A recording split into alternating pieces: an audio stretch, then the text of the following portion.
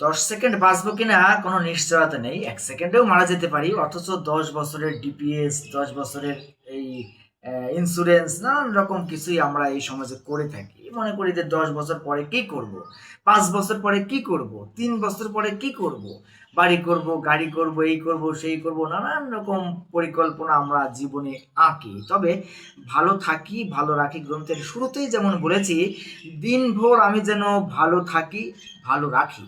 রং পেন্সিলে কিংবা মঞ্জিলে যাহা কিছু আজ আঁকি, মনের নীড়ে স্বপ্ন বহু, রয়েছে কাল বাকি।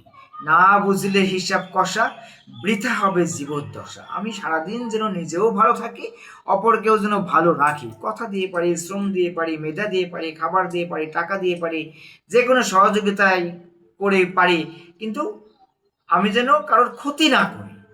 মনের নীড়ে স্বপ্ন বহু, রয়েছে কাল বাকি। আমার মনে অনেক স্বপ্ন, রং পেন্সিলে কিংবা মঞ্জিলে যত কিছু আমরা আঁকি বুকি করি না কেন, বাচ্চারা যেমন ছবি টবি আঁকে না, ছবি আঁকে, এই ট্রেন আঁকে, বিমান আঁকে, বাড়ি আঁকে, হ্যাঁ, তো রং পেন্সিলে কিংবা মঞ্জিলে যাহা কিছু আজ আঁকি, মনের নীড়ে স্বপ্ন বহু, রয়েছে কাল বাকি। আমাদের মনে তো আরো অনেক স্বপ্ন রয়েই যায়। আমরা যা কিছুই পাই, যে যেখানে যে অবস্থায় আছি, আমরা তো আরেকটু পরিবর্তন চাই, আরেকটু ভালো চাই, আরেকটু বদলাতে চাই। মনের দিনে আমাদের আরো অনেক স্বপ্ন রয়ে যায়, কারণ চাহিদার তো শেষ নেই। কিন্তু রয়েছে কাল বাকি। কালকে আমার কি হবে আমি জানি না, কাল আমার জীবনে আদৌ আসবে কিনা সেটাও জানি না। না বুঝলে হিসাব কষা, বৃথা হবে জীবদ্দশা। আমি যদি জীবনের হিসাব নিকাশ করতে ব্যর্থ হই, তাহলে আমার এই পুরো জীবদ্দশা, আমার এই জীবনকাল বৃথা হয়ে যাবে। আমাদের এই পৃথিবীর জীবন খুব একটা অল্প সময় নিয়ে আমরা এখানে এসেছি।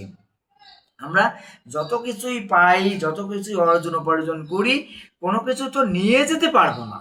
আমাদের চিন্তা হওয়া উচিত যে যতটুকু সময় আছে ভালো থাকি, ভালো রাখি। এই ভালো থাকা আর ভালো রাখা করতে গিয়ে আমার অঢাল সম্পত্তির দরকার নেই। আমি সুস্থ আছি, আলহামদুলিল্লাহ। আমি ভালো আছি, বেঁচে আছি, আলহামদুলিল্লাহ। আমি দেখতে পারছি, চলতে পারছি, বলতে পারছি, শুনতে পারছি, ভাবতে পারছি, নড়াচড়া করতে পারছি, এই তো আলহামদুলিল্লাহ। কত মানুষ তো এটাই পাচ্ছে না। শেখ সাদি রহমতুল্লাহ আলাইহি যেমন বলে গিয়েছেন, তোমার যা আছে তাই নিয়ে সুখী হও, কেননা তোমার কোনো ধারণাই নেই যে তোমার যা আছে তার জন্য কত মানুষ স্বপ্ন দেখে। আমাদের যার যতটুকু আছে, আমরা এটুকুতেই যদি খুশি থাকি, এটাই আলহামদুলিল্লাহ। সুখের চাবি বইয়ের পেছনে যেমন লিখে দিয়েছি, সুখী হবার মন্ত্র কই, মানিয়ে চলি, প্রার্থনায় রই। সুখী হবার বিশেষ কোনো তন্ত্র মন্ত্র নেই। যে যেখানে যেভাবে আছি, যে অবস্থা এবং অবস্থানে আছি, মানিয়ে চলি এবং ভালো কিছু জন্য প্রার্থনা করি। ধরুন আমার একটা বাটন ফোন আছে, কিন্তু এটা চার্জার নাই, আমি অন্য জায়গা থেকে চার্জ দিয়ে নিই। কিন্তু আমার তো বাটন ফোনটা আছে, অনেকের তো বাটন ফোনটুকু নেই। আর দেখা যাচ্ছে আমার বাটন ফোন আছে কিন্তু বাটন নেই, আমাকে টিপতে হয়, এমন জোরে জোরে শক্ত করে টিপে ধরতে হয়, না হলে প্রতিটা বাটন কাজ করে না। অনেকের তো সেই ফোনও নাই, সেটুকুও নাই। অনেকের দেখা যাচ্ছে ফোন আছে, চার্জার নাই, চার্জার আছে, ডিসপ্লে নাই। অনেকের আবার দেখা যাচ্ছে ব্যাটারি ভালো না, ব্যাটারি নষ্ট আছে না। আমি দেখতে পারছি, শুনতে পারছি, অনেকে দেখতেও পায় না, শুনতেও পায় না, অনেকে কম শুনে, অনেকে চলতে পারে না, আরেকজনকে ধরে নিয়ে চলতে হয়। কত শত পরিস্থিতিতে যে আছে, এজন্যে আমাদের যেখানে যার যতটুকু আছে, অন্য অনেকের হয়তো সেটুকুই নেই। তারা অনেকেই ওইটুকুর জন্যই স্বপ্ন দেখে। এজন্যে খুব বেশি আশা আমার করার দরকার নেই। Too much expectation makes people unhappy. অতিরিক্ত প্রত্যাশা মানুষকে অসুখী করে। আমরা যখনই যেটা যেভাবে পেতে চাইবো, সেটা যদি আমাদের প্রত্যাশা মতে না পাই, তখনই দেখা যাচ্ছে আমাদের মধ্যে এক ধরনের অস্বস্তি বিরাজ করবে। আর অস্বস্তি থেকে আমাদের অশান্তি আসবে। অশান্তি থেকে আমরা মানে একেবারে পারিবারিকভাবেও ভেঙে পড়বো, মানসিকভাবেও ভেঙে পড়বো। এভাবেই কিন্তু জীবনটা আমাদের কঠিন মনে হয়। প্রকৃত অর্থে জীবন সহজ, সুন্দর এবং উপভোগ্য। আমরা নিজেরাই আমাদের ভুলের কারণে এটাকে কঠিন করে তুলি। আমরা আরো চাই, পেতে চাই, এই চাই, সেই চাই, নাম চাই, যশ চাই, খ্যাতি চাই, অর্থ করি চাই, নানান কিছু আমাদের চাওয়ার শেষ নেই। বেশি বেশি চাওয়ার কারণে আমরা আজকে অশান্তিতে পড়ে আছি। অমক এটা করলো, তমক এটা করলো, এই হলো, সেই হলো, আমি কেন পেলাম না, খেলাম না, নিলাম না, বুঝলেন না। নানান রকম ভাবে মানুষের সাথে মানুষের প্রতিযোগিতামূলক মনোভাবের কারণেই আমরা অশান্তির মধ্যে ডুবে যাই।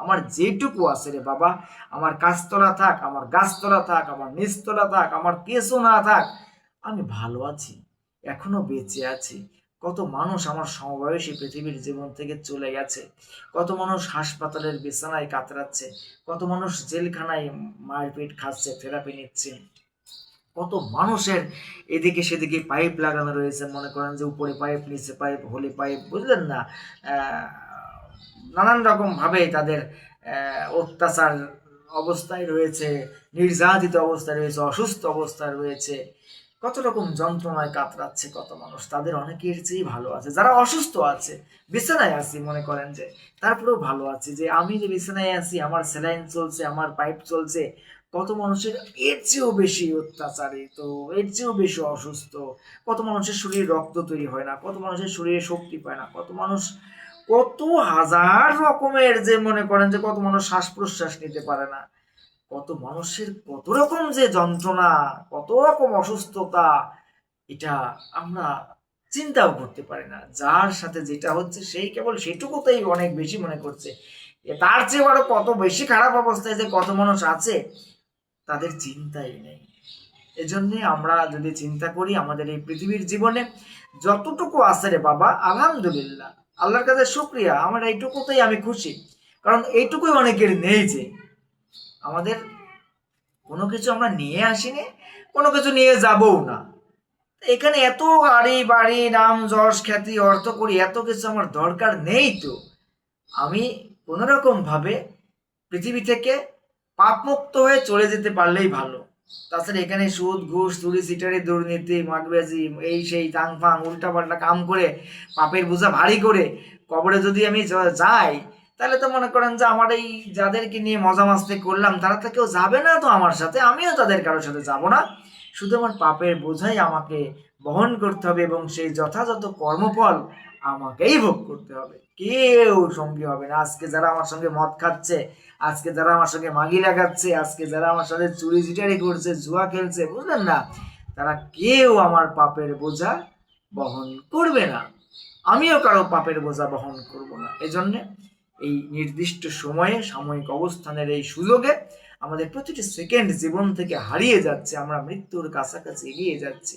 আমরা চিন্তা ভাবনা করে চলি এবং কারো উপকার করতে নাও যদি পারি, অপকারের কারণ সৃষ্টি না করি, ভালো থাকি, ভালো রাখি। MZN love and life motivation club করতে আমি কাউন্সিলর জ্যাক ডেনভার বিদায় নিচ্ছি। আল্লাহ হাফেজ।